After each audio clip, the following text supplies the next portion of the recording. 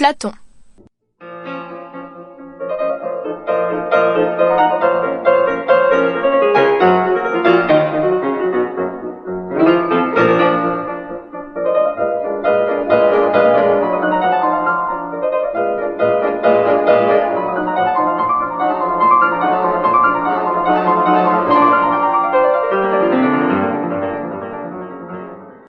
Platon d'Athènes était fils d'Ariston.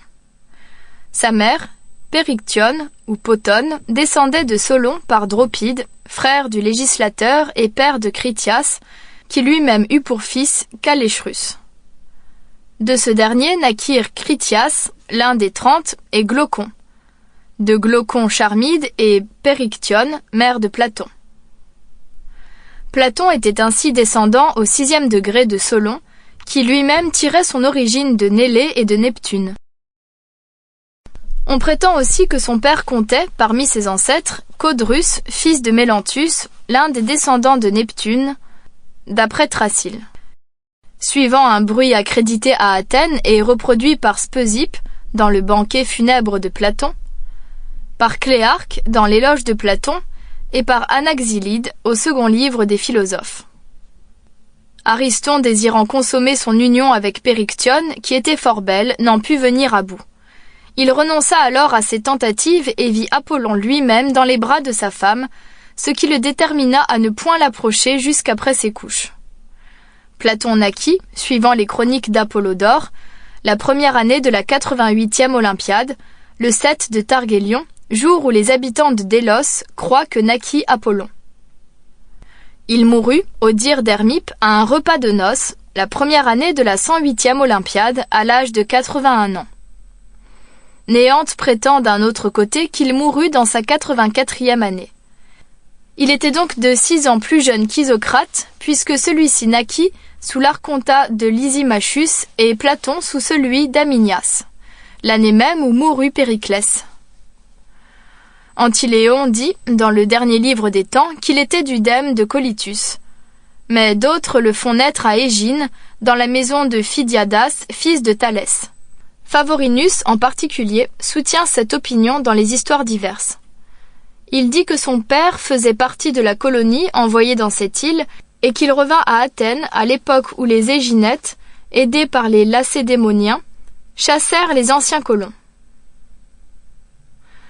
Athénodore rapporte au 8e livre des Promenades que Platon donna à Athènes des jeux publics dont Dion fit les frais.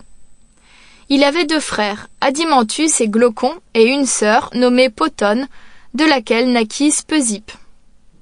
Il étudia les lettres sous Dénis, qu'il cite dans les Rivaux, et la palestre sous Ariston d'Argos. Alexandre dit, dans les Successions, que ce fut Ariston qui lui donna le nom de Platon, à cause de sa robuste constitution, et qu'auparavant il s'appelait Aristoclès, du nom de son aïeul.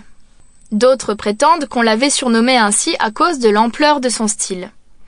Néante voit là une allusion à la largeur de son front. Quelques auteurs, entre autres Dicéarque, dans Lévi, ont également prétendu qu'il avait disputé le prix de la palestre aux Jeux ismiques. Il avait aussi, dit-on, cultivé la peinture et composé des ouvrages poétiques, d'abord des dithyrambes, puis des chants lyriques et des tragédies. Timothée d'Athènes dit, dans Lévi, qu'il avait la voix grêle. On raconte encore à son sujet le fait suivant. Socrate vit en songe un jeune cygne couché sur ses genoux, à qui les ailes poussèrent tout à coup, et qui s'envola en faisant entendre des chants harmonieux. Le lendemain, Platon se présenta à lui, et il dit que c'était là le cygne qu'il avait vu. Platon enseigna d'abord à l'Académie, et ensuite dans un jardin près de Colonne, au rapport d'Héraclite, cité par Alexandre dans les Successions. Il n'avait pas encore renoncé à la poésie, et se disposait même à disputer le prix de la tragédie dans les fêtes de Bacchus, lorsqu'il entendit Socrate pour la première fois. Il brûla aussitôt ses vers en s'écriant « Vulcain, viens ici ! Platon implore ton secours !» À partir de ce moment, il s'attacha à Socrate. Il avait alors 27 ans. Après la mort de Socrate, il suivit les leçons de Cratyle, disciple d'Héraclite, et celles d'Hermogène, philosophe de l'école de Parménide. À l'âge de 28 ans, Sample complete. Ready to continue?